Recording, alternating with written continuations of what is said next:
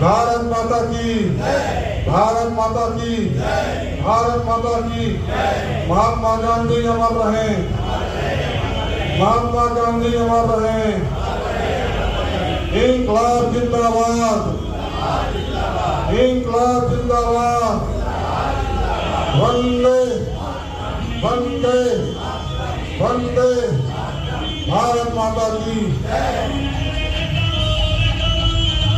किसी महान पुरुष का जन्म, हम महान पुरुष का जन्मदिन इसलिए मनाते हैं कि उन्होंने देश और समाज के लिए अपने व्यक्तित्व से, अपने कृतित्व से भला किया है, कल्याण किया है, प्रेरणा दी है, संदेश दिया है।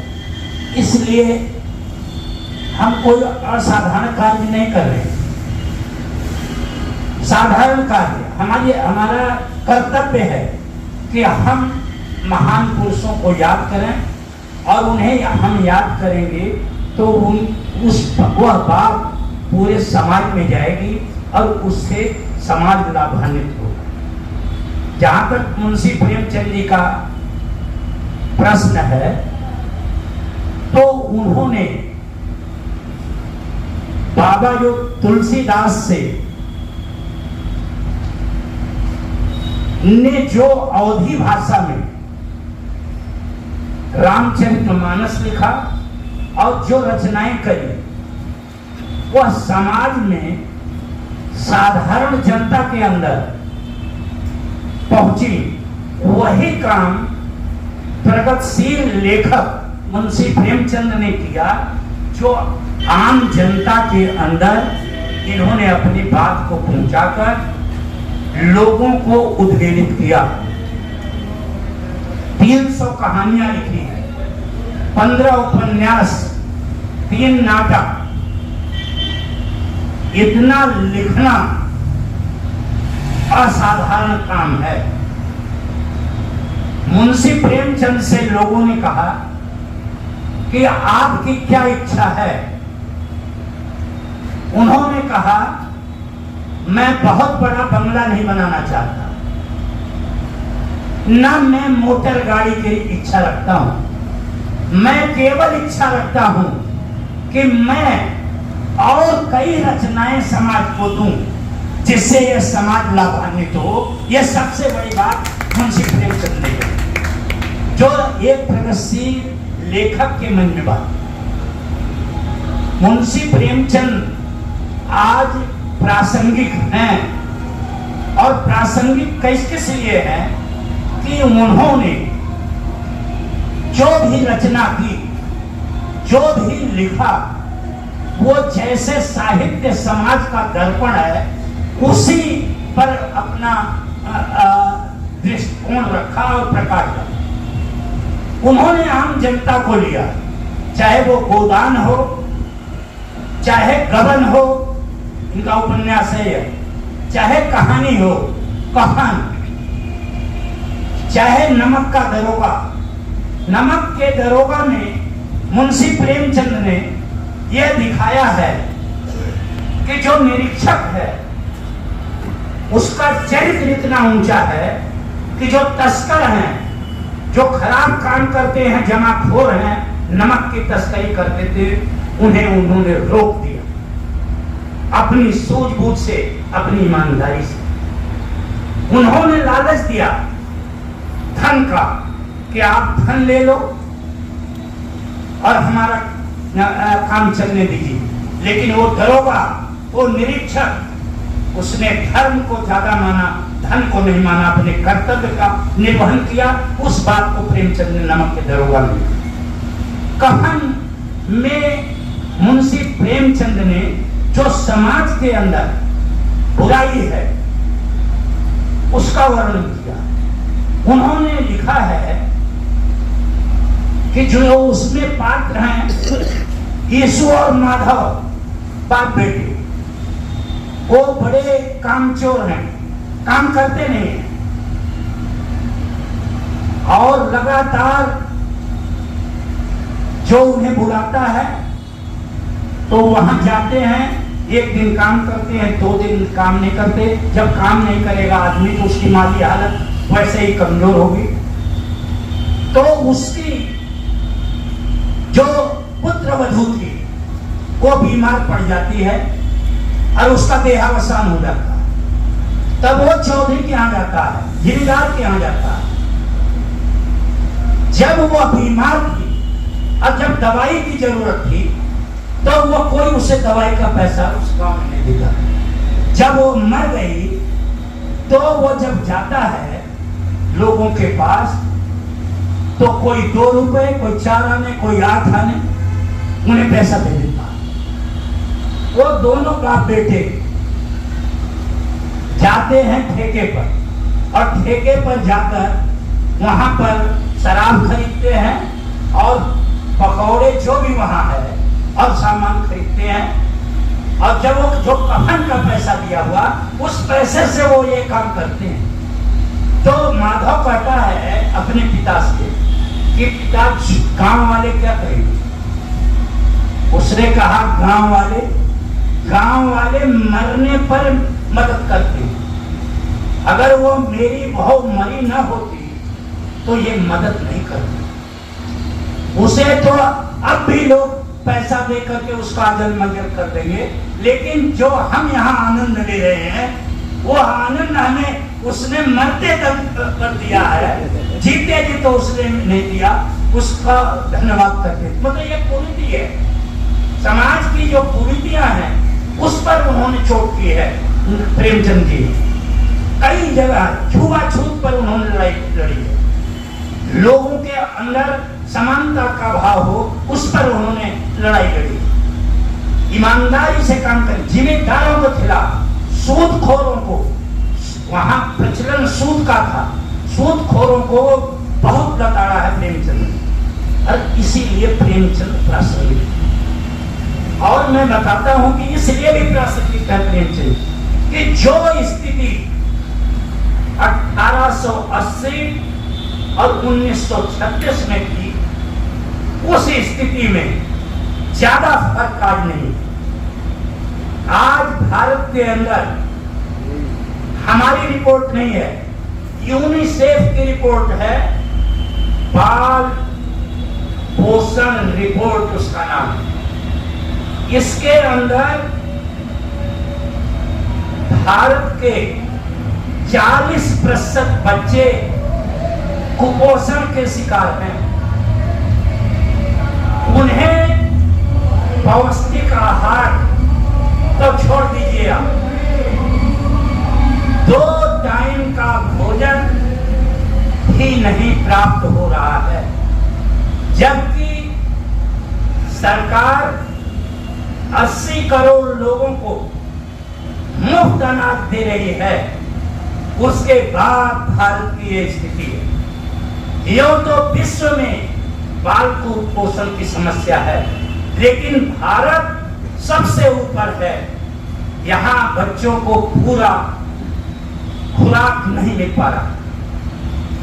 किसान के बारे में प्रेमचंद जी ने लिखा है, किसानों की स्थिति यह है कि 2022 की जो रिपोर्ट है इसमें 11,000 से ज्यादा किसान आत्महत्या करता है, खेतिहर मजदूर आत्महत्या करता है। हम कहां खड़े हैं 21वीं सदी में, 21वीं सदी का भारत, और कहां प्रेमचंद का भारत। आज भी भारत में ऐसी क्या स्थिति है कि यहाँ गरीबी बढ़ती जा रही, यहाँ भूख, पीड़ा, दर्द, बेबसी, लाचारी और बीमारी है। स्वास्थ्य और शिक्षा पर पूरा पैसा खर्च नहीं किया जा रहा। हमेशा बजट में उस पर ध्यान नहीं दिया जाता, जबकि समाज का कमजोर वर्ग सरकारी अस्पताल पर निर्भर है, सरकारी स्कूल पर निर्भर है, लेकिन प्राइमरी शिक्षा को खत्म कर दिया जा रहा है और सरकारी अस्पतालों की हालत खराब है। इसलिए प्रेमचंद प्रासंगिक, प्रेमचंद ने इन पर करारी चोट की है। आज भ्रष्टाचार चरम सीमा पर है। नमक का दरोगा उस बात को इंगित करता है कि भ्रष्टाचार के कारण राम पथ डूब गया, 8 फीट गहरा, और सड़कें सारी टूट गई और 844 करोड़ में बनी। तो भ्रष्टाचार पर नहीं चोट की प्रेमचंद, इसलिए प्रेमचंद प्रश्न वो हमारे देश की जो स्थिति है, कहते हैं कि हम विश्व की तीसरी अर्थव्यवस्था बनने जा रहे हैं, बहुत जल्दी बन जाएंगे। आप विश्व की तीसरी अर्थव्यवस्था बनोगे और 70 करोड़ पर जो 21 आदमी भारत का है उसके बराबर संपत्ति है। गरीब और अमीर की खाई कितनी बढ़ती जा रही है, केवल हम लोग देख तो नहीं पा रहे हैं, लेकिन जो आंकड़े बताते हैं, और इन्हीं के आंकड़े हैं कि भारत में गरीबी बढ़ रही। उसका कारण महंगाई, उसका कारण बेरोजगारी, उसका कारण अशिक्षा। लगातार इस पर काम करने की जरूरत है। अगर हम प्रेमचंद को श्रद्धांजलि ज्ञानपीठ केंद्र पर देना दे रहे हैं, तो सरकार से भी हमारा निवेदन है, सरकार से भी हम ये मांग करते हैं कि इस देश के अंदर प्राइमरी शिक्षा और स्वास्थ्य पर काम करिए। इस देश को अगर बचाना है, क्योंकि जिस देश की शिक्षा खत्म हो जाएगी, स्वास्थ्य खत्म हो जाएगा, वह देश विकासशील देश नहीं बन सकता। विकसित देश कहां से बन जाए? इसलिए जरूरत है कि शिक्षा पर काम किया जाए, स्वास्थ्य पर काम किया जाए। और झूठे आंकड़े पेश करते हैं, झूठे, यहाँ पर झूठ और लूट का बोलबाला। ये 21वीं सदी में समझ रहे हैं कि जनता कुछ नहीं जानती। इस जो विचारधारा है इसको बदलना होगा। आज प्रेमचंद जी का जन्मदिन है, इस अवसर पर मैं इतना ही कहना चाहता हूँ। और ज्ञानपीठ केंद्र पर लगातार जो महापुरुष हैं यहाँ, उनको भी मैं नमन करता हूँ कि आप लोगों के कार्य से हम लोग आज ज्ञानपीठ पर ये बात कह रहे हैं। इसमें आप लोगों का भी बहुत योगदान है।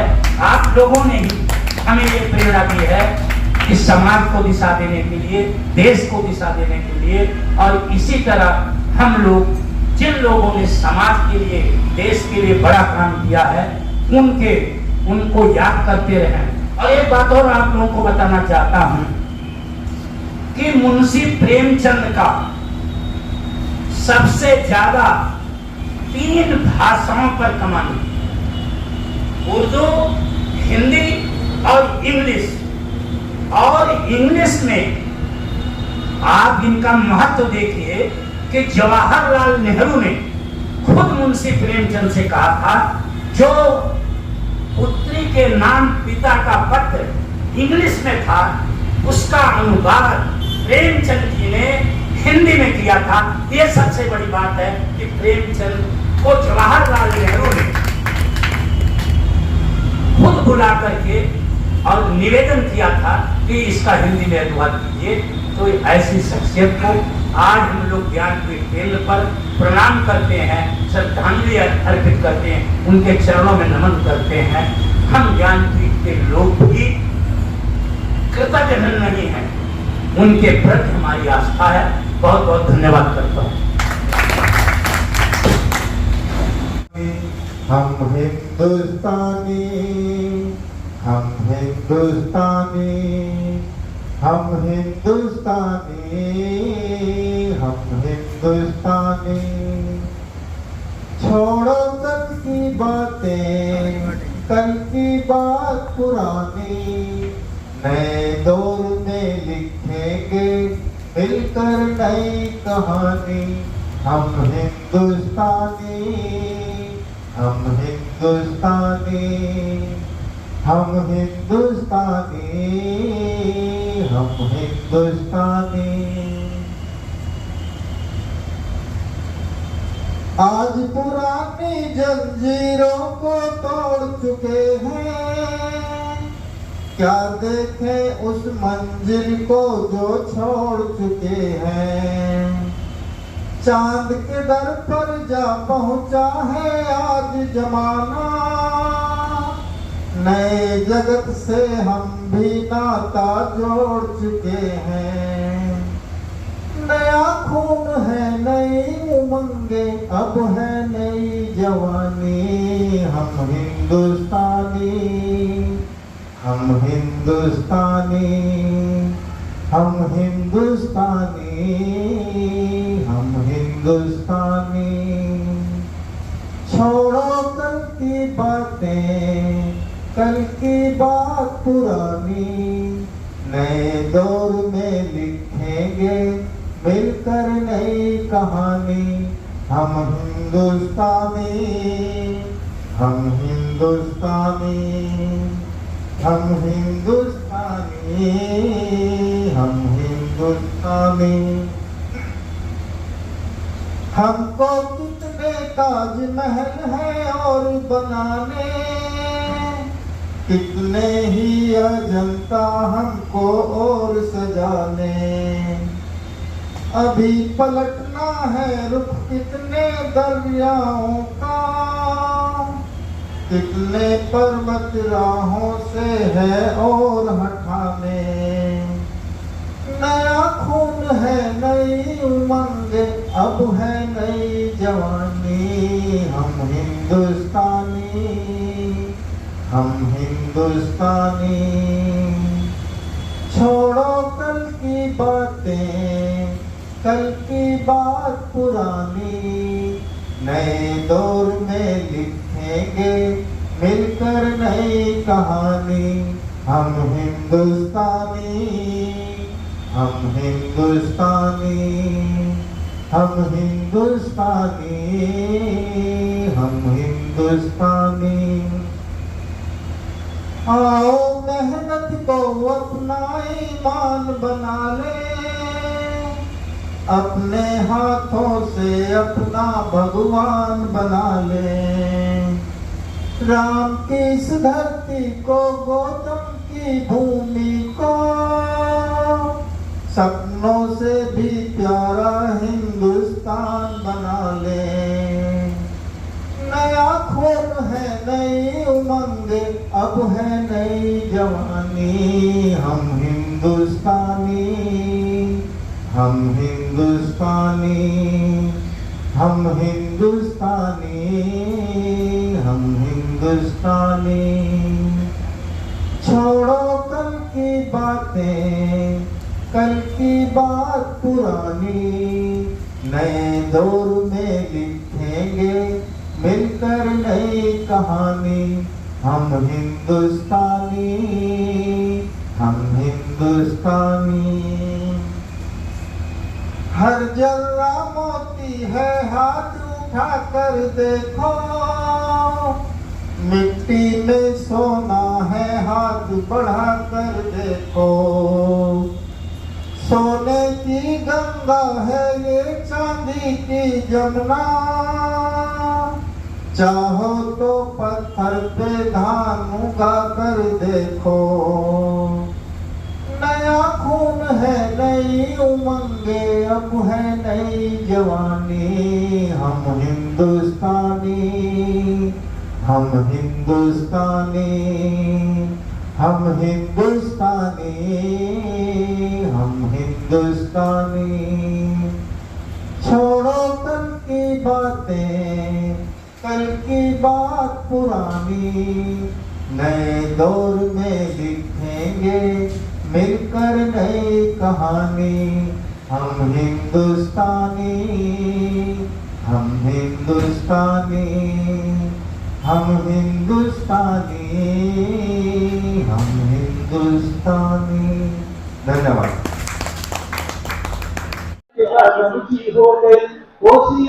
नमस्कार, प्रणाम। मैं खुशबू तिवारी आप सभी के बीच रूबरू हूँ GNA न्यूज चैनल के माध्यम से। आप सभी इसको देखिए, सुनिए, ढेर सारा प्यार दीजिए और चैनल को सब्सक्राइब करिए। बहुत बहुत धन्यवाद।